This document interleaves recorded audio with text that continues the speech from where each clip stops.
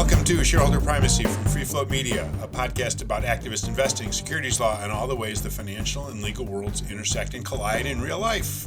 I'm here with Ann Lipton, a law professor at Tulane in New Orleans, who teaches and researches securities and business law. She holds up the legal end of our podcast. And that's Mike Levin, an activist investor who lives and works in Chicago. He covers the financial side of our podcast. Let's this week do the thing that a lot of podcasters that are busy do, which is let's just recap instead of researching some new material. And we thought it'd be fun to recap 2024 and maybe look a little forward at 2025, but mostly look back and see what we saw, see what we learned. There was a lot of interesting and controversial things that happened.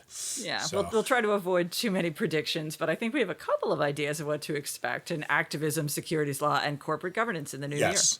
But before we get into that, I had a quick question for you. I was looking on Blue Sky, and this is a good time to mention that Ann is fairly active on Blue Sky these days in terms of broadcasting current thoughts and stuff she's seen. I tend to stay more still within X, the old Twitter.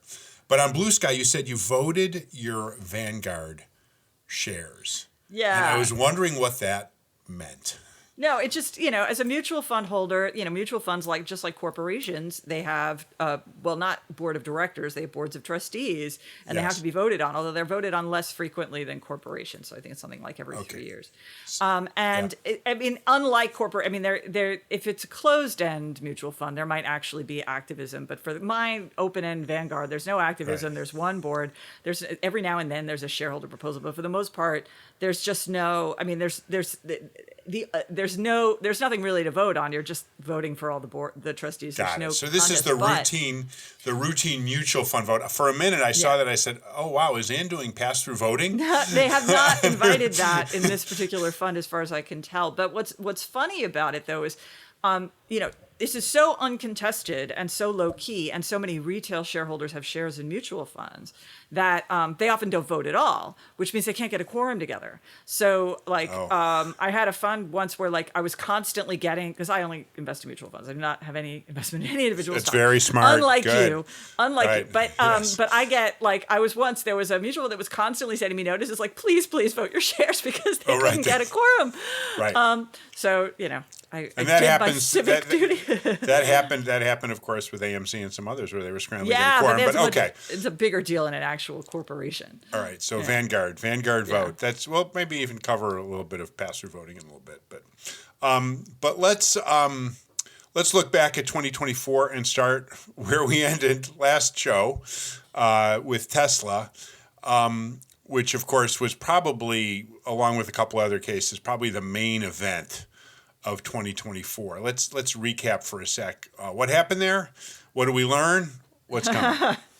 Well, obviously the headline here is the Tornetta case. That's the case about Elon Musk's pay package. We've talked about several times. It's really hard to avoid.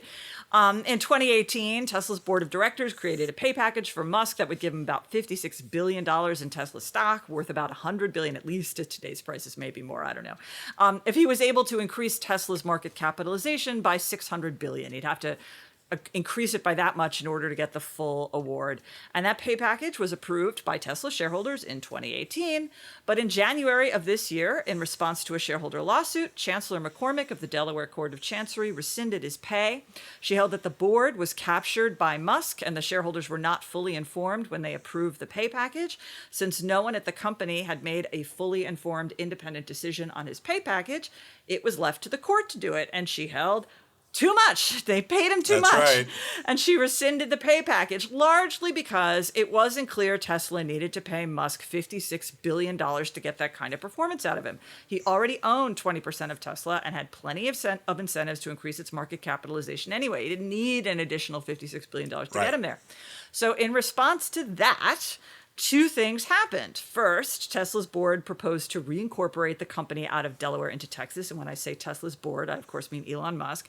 And second, Tesla's board asked shareholders to re-vote on Musk's pay, arguing that now they'd surely be fully informed because they could read Chancellor McCormick's decision for themselves. So there could be no argument that the shareholders did not have full information. Shareholders voted on both counts in favor. Now, Tesla is a Texas company, but Chancellor McCormick refused to honor the revote on the pay package. The June vote at the AGM. The vote just to give him his pay back, mostly for reasons of procedural integrity. The time to introduce new evidence, such as a new shareholder vote, to the court is before a judgment, not after one. Right. So now Tesla is in Texas. So any new actions it takes on Musk's pay or anything else, it's going to be subject to Texas law. So going forward, first, Tesla may award Elon Musk a new compensation package, but now it's a Texas company. So if there's a shareholder lawsuit to challenge it, that case will be brought in Texas and evaluated under Texas law. And it's not clear what that would mean because Texas law is a lot less developed than Delaware law. And in particular, Texas may have standards for determining board independence that are, shall we say, shallower than Delaware standards. Delaware has a very nuanced approach to whether somebody's independent, and Texas may not have that same standard. And if Texas courts are willing to treat board members as independent at Tesla, then any new challenges to Musk's pay packages or anything else are going to be thrown out. But there's more. Tesla isn't done in Delaware. Tesla's going to appeal the Chancellor McCormick's ruling, so the Delaware Supreme Court's going to get to weigh in, both on the original decision and the revote.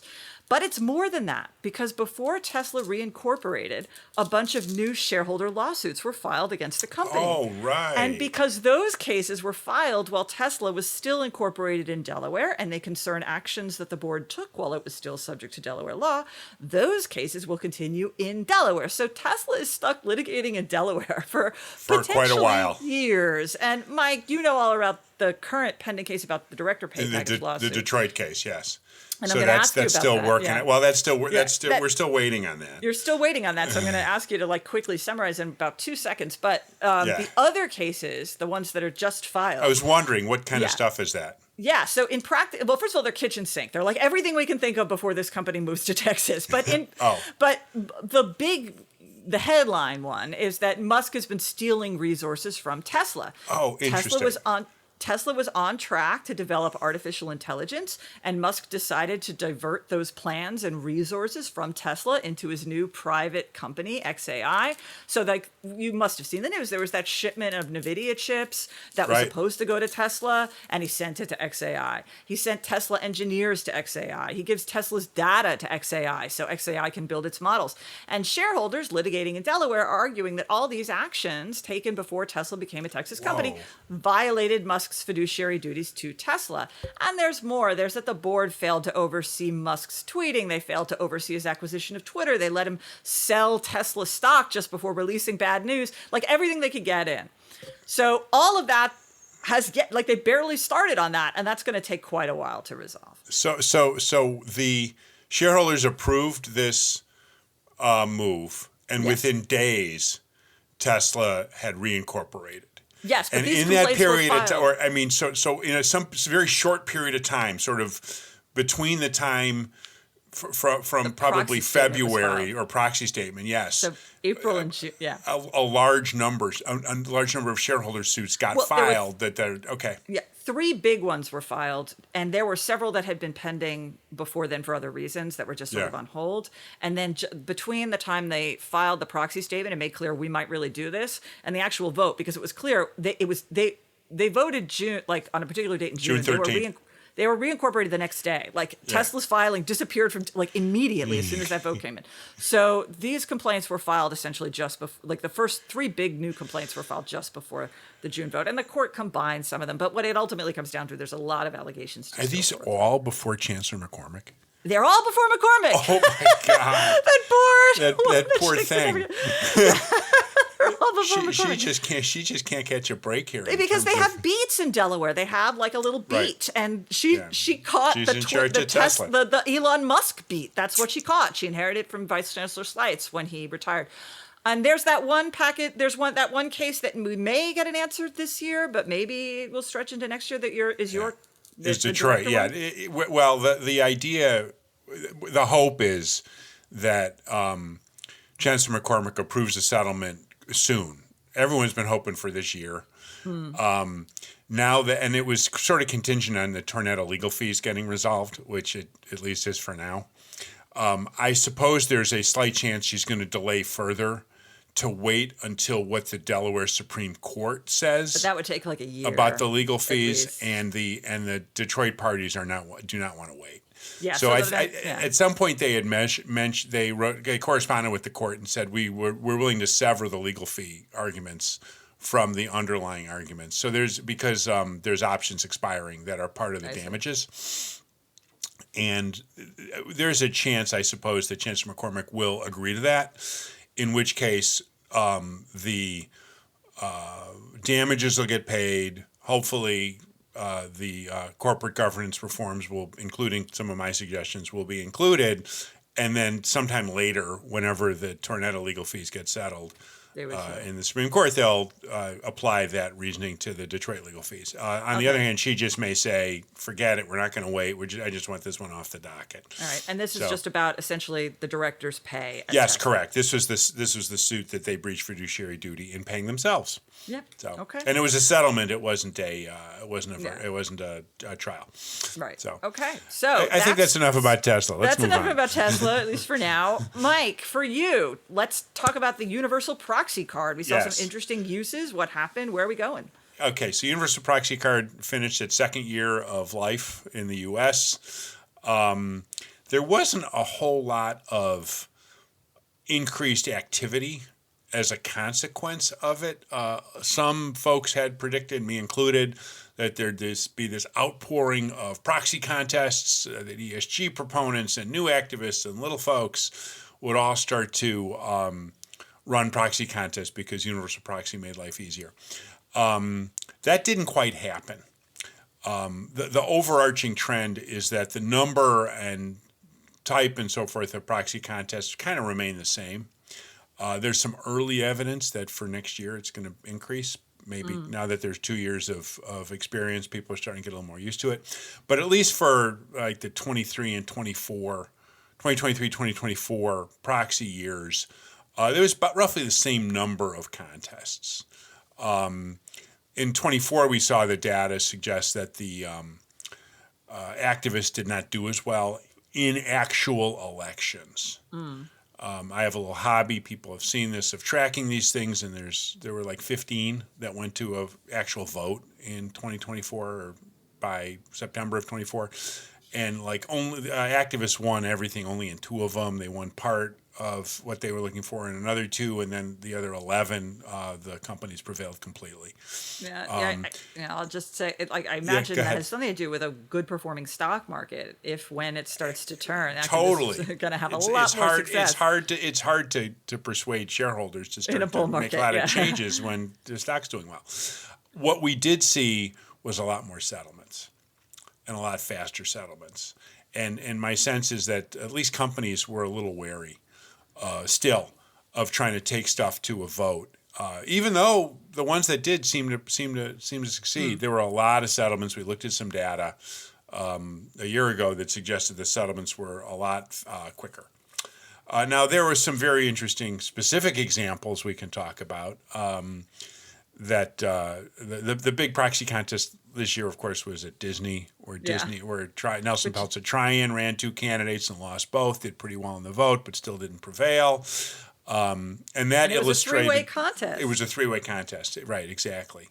I can't remember. Oh, Blackwell's was the other. This kind of insurgent activist. No one was quite sure what they were trying to accomplish with this, and they probably helped to. A little bit, at least, to help take away some support for the Trian candidates. But that illustrated some of the personal nature of proxy contests under universal proxy. That Peltz and the former CFO, Jay Rasulo of Disney, ran against 2 Disney incumbents and really illustrated how this gets beyond just Peltz's vision for the company compared to Disney's to the individual credentials. Yeah, so. And also because of who was behind Peltz, who was backing Peltz. That was Perlmutter. Ike Yeah. Perlmutter, who was the former CEO of Marvel Comics, and he had his differences with Iger. So anyway, there was there was a lot of suspicion going on there. So that was the one that at least the first half of the year we spent a lot of time thinking about and talking about and so forth. And there'll be others next year that are probably a little similar, but that was the biggie. The other couple that are worth mentioning under Universal Proxy was Starbucks was the first so-called ESG type proxy contest under Universal Proxy. That was eventually not settled. The SEIU SOC, the investment arm of the AFL-CIO, walked away from that. Probably declared a little bit of victory and said. Will accept the labor relations improvements that we're seeing. So but they had nominated three labor type candidates to try to get some change in labor relations at Starbucks. Yeah. Then the other biggie that was fun to look at was the one at Warrior Met Coal, where the United Mine Workers didn't run any. It wasn't a proxy contest, though there was some connection to Universal Proxy. Universal Proxy essentially allowed finally the mine workers to do this, what I'm about to describe, but they solicited their own proxies for 5 shareholder proposals, which succeeded beyond anybody's imagination. Normally I have a student doing a paper on it. Yeah. Cool. Have them call me. I'm happy to talk about it. So Warrior Met lost that one, where the mine workers had a proposal on labor relations, then 4 corp gov proposals. And I think of the 4 Warrior Met supported ones, that got like 96%, and then 2 others got majority, and then the labor relations proposal also, I think, got a majority. And so there's going to be others. So after that, Starboard Value, like the badass hedge fund, did something similar at News Corp, was looking to get a shareholder proposal to succeed. This was going to be to get rid of the dual class shares that give the Murdochs all that power. Go ahead. And I'll just mention that, Universal Proxy is what enables shareholders to run a proposal-only solicitation. But what's interesting is that they're bypassing Rule 14A8, so they're putting out their own proxy materials. And the reason I think that's particularly interesting is right now, 14A8, either in its current form or at all, is being under essentially conservative challenges, its right to exist. So this could interestingly become the viable alternative. For proposals, yes. And essentially there's a trade-off that proponents have a lot more flexibility in how they run these, what kind of proposals they can submit, how many they can submit, how long they are, how many shares they need to own, what companies can do to reject them. There's a huge amount of flexibility, but the proponents have to agree to spend a little bit of money. They have to spend a little bit of money. So it's not for everybody, but it'll be interesting if we see this become the 14A8 alternative as 14A8's availability becomes more restricted. That's a great point. So, all right, that was sort of life in 2014 in proxy contests and related matters. But there was other stuff happening more in Delaware. Let's talk for a minute about Moelis, which we did talk about in a podcast. But let's recap that for a second and sort of see what happened there. Important. Yes, go ahead. Traditionally, the corporation as a business entity is very centered on the board. Shareholders vote for the board of directors, but the board of directors manages the company. Even if you have a controlling stockholder, like someone has 50% of the votes, they can't directly make decisions for the company like everyone else. All they can do is elect directors, and the directors are the ones who make the decisions. So the problem, though, is in recent years, venture capital and private equity firms have developed a kind of industry practice of maintaining control over companies through shareholder agreements. The shareholders vote for the board manages the company, but the board might sign an agreement saying that particular shareholders get to veto management decisions or veto budget decisions or propose courses of action, that kind of thing. And earlier this year, in a case involving the Moelis company, Vice Chancellor Laster held that these shareholder agreements violated Delaware law because they took too much authority away from the board. And that sparked absolute fury in the venture capital and private equity communities because these agreements had become this sort of market standard, even though really, honestly, they were always very questionable legally. Right. So they were questionable. They were common, but they were legally dubious for a long time. For a very long time. Everybody knew that, but somehow they pretended to great shock that Vice Chancellor Lester struck them down. So it was this big push to amend Delaware law to permit them. There was a legislative fight about it, and a lot of law professors, including me, objected to the changes, but the changes went through. And now boards can enter into agreements with shareholders, even with potential shareholders, to transfer away governance rights, as long as the contracts don't go any further than what you could put in a charter. In other words, with a few exceptions, if you can't put a particular provision in the charter, you can't put it in these personal shareholder agreements. So we haven't seen a whole lot of litigation under the new law. So it's really unclear what happens next. So we have a lot of open questions, like which shareholders have standing to sue? If a company enters into one of these agreements and then goes public, can the later purchasing shareholders bring a lawsuit, or do they have to have held at the time of the agreement? Are the claims they bring direct or derivative? What kinds of provisions go so far that they are beyond what the statute authorizes? And we have questions about how these provisions interact with federal law. Like, will the stock exchanges allow a publicly traded company to enter into one of these agreements midstream? If they take, I mean, if you think about these agreements, if they go very far, they take power away from the public shareholders. Previously, the public shareholders got to vote on directors who had certain management authority, and now they don't if that authority has been transferred away to someone else. So is that going to be a problem for the stock exchanges? But the really important meta question is, this was such a controversial change. It was pushed through so quickly despite this enormous outcry, which never happens, in response to one Chancery court decision. And so the big question on everyone's mind is this the new normal in Delaware? Is this how Delaware law is made? It feels like a lot more political than it's been in the past. And that kind of suggests we're really seeing a change in how corporate law works. So in other words, every time Chancery comes up with a novel, potentially controversial legal argument, is the legislature, our proponents going to, because the legislature is nothing here. The legislature is just a channel. The Delaware State Bar makes the law. And actually what they do is Tulane has this massive corporate law conference every year. It's been going on for 30 years, and it's held at Tulane. And what they apparently have been doing is, like, since that puts all the corporate industry in one big auditorium, hotel room in New Orleans. It's a lovely conference. Everyone should go. That's where they sort of catch the scheme to change the law. And so the question is, like, what's going to happen this year? Like, every year, is that going to be like a place where the state bar, like, uses it as an informal gathering for dramatic changes to overturn Chancery decisions they don't like? They're going to workshop that year's Chancery opposition. Yeah. Oh, wow. So I guess I have to go to the conference this year. Yeah, well, you'll probably, I mean, you help run it. I'll go too. No, I don't know. I don't run this one. This one is not run by me. This one is, it's run by, Well, we'll do a live podcast from the Tulane Securities Law Conference sometime in the spring. I think that might be questionable for them, but all right. Interesting stuff will happen. Yes. All right. Let's, we got so much more that happened in 2024. Let's take a quick break. And let's return to that in a minute.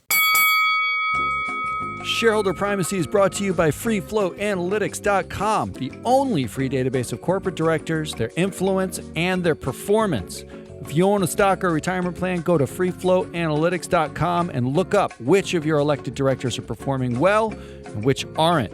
Use your vote in the alternative democracy and get your data at FreeFlowAnalytics.com. Now, back to the show. Welcome back to Shareholder Primacy. I'm Ann Lipton here with Mike Levin, and we are doing our recap of 2024. And yes, Mike, we are. I'm going to give it to you. Advance notice bylaws. Where are we? Where are we going to be? Well, we are in the middle of a lot of consternation and some litigation and a lot of deep thought about what's going to happen with them. The main litigation over this was the Kellner case. That was decided early in 2024. You studied that. I read it. That was the one that had a really kind of questionable set of parties, that the AIM had done some really awful things in terms of trying to stiffen their advance notice bylaws. And Kellner, as an activist dissident, also had some, and I guess, kind of questionable, or backed by, or only backed by felons, something like that. Yeah, there was some really bad stuff. And so, importantly, Chancery had come back and said some really egregious terms in the advance notice bylaws they rejected. But they also said that there was sufficiently bad stuff going on in the proxy contest that she kicked them all out of court. In the end, Kellner didn't win anything in the proxy contest. They were able to get their nominees going. Interestingly, Kellner's back. There's another proxy contest going on where Kellner's running 3 more candidates. The meeting is next week. At the same company? Same company, same everything. Oh, wow. Yeah, so there's another proxy contest going on with Kellner and AAM. The other interesting advance notice bylaw case or advanced controversy had to do with Massimo and Politan. That also happened again earlier in the proxy in 2024 during the proxy season, where similarly Massimo had attempted to impose some really onerous advance notice bylaw terms. They were going to make Politan Capital, Quentin Coffey's, very aggressive and innovative activist firm, disclose stuff about his family members and who their background investors are, their limited partners, and so forth. It was just this bizarre requirement of disclosure of not just who this investment firm that was running the contest, where else they were invested, where their investors were invested. I mean, it was incredibly what other activist projects they were going to do. Yeah. And this is all going to be part of the disclosure that they had to do. And Politan started to sue over this, and quickly Massimo walked away. Yeah. And then it was, basically it was let... obvious. I think it was Vice Chancellor Cook that was not going to... Yes, and let Massimo and let Politan run its candidates. The interesting upshot there was that this is the second year that Politan ran a proxy contest at Massimo. It had a classified board with 6 people. So in 2023, they had won 2 candidates. 2024, they did it again. So now Politan has a majority of the board. They fired the CEO, Kiani, and now are suing him and an investment firm. We talked about this in another podcast. There's that investment firm that had tried to help Kiani to sort of win the vote through some empty voting. So there's also a companion lawsuit over Kiani's golden parachute that's also running. So sometime next year, we're going to see... Contest. Yeah, exactly. So having run the proxy contest, they're now actually, I think they're literally causing, am I right that they're causing the company, now that they're in charge of the company, to sue Kiani? Absolutely. So they're using their authority, having won the contest, to sue the former CEO who had opposed them in the contest. Yes. So that will be, speaking of looking forward to next year, that will be a fun couple of cases. Yeah. To kind of watch over. Yeah, I mean, just to be clear on this empty voting thing, because so the idea here, and you'll help me with the facts of it exactly, but so the theory here is that the CEO guy who didn't want to lose the proxy contest had some buddies at an investment firm, and the investment firm borrowed shares? They bought a bunch of shares. So the investment firm owned 2% of the company. They bought in the open market over a few days' time. They had advance warning of the record date, and they upped their position to just short of 10%. So they bought another 8% of the company in open market purchases. At the same time, they put on shorts to offset that. So they lost their economic exposure to the. But they still had but they had captured the record date, is what they call it, exactly, so that they could vote to support their buddy Kiani. And the interesting thing is that one of the lawsuits that Massimo filed isn't thou shalt not manipulate the vote. The lawsuit is that they formed a 13D group. Yes, 13D group, and also they guessed, they don't have the number, they guessed that there were short swing profits under 16B. I can't remember the section. That they had to by forming a group by forming a group they became a 16B beneficial holder that they had to disgorge this. But there was no allegation that that the actual buying and selling was illegal. No.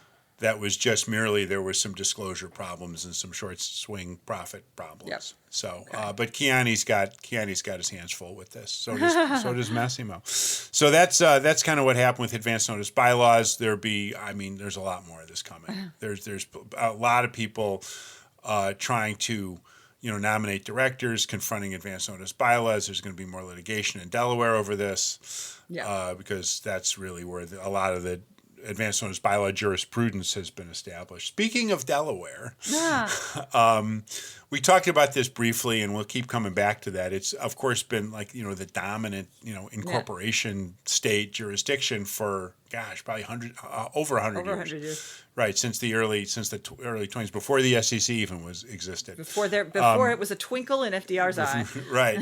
So what happened? I mean, we talked a little bit about Moelis and some other things, but let's look a little forward. What's happening, and what's going to happen next in Delaware? What's our guess? So we've talked a couple of times on the show. There have been grumblings among the corporate bar, among company founders, that Delaware is becoming a kind of unfriendly place to incorporate, and that's for a bunch of reasons.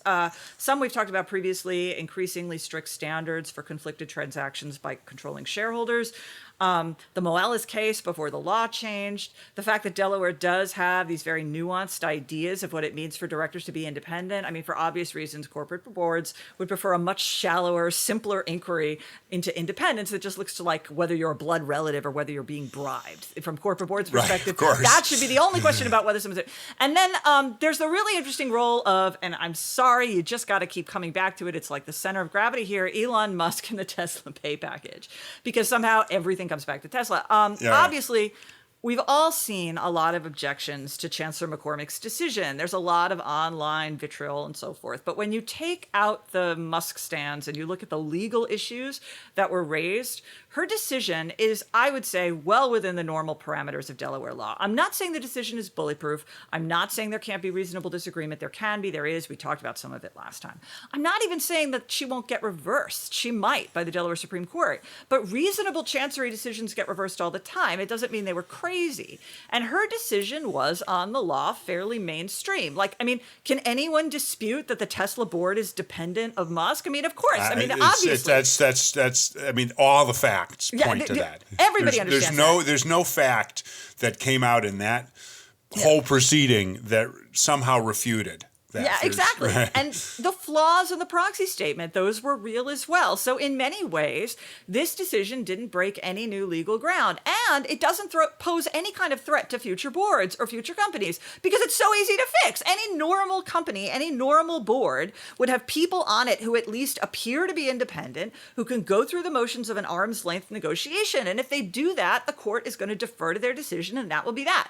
The only reason the case got as far as it did is because Elon Musk uniquely refuses even to put on a pretense that the board isn't in his pocket. Right. Every other board will put on that show. So This is the one case. This case is done. It doesn't herald some kind of dramatic change.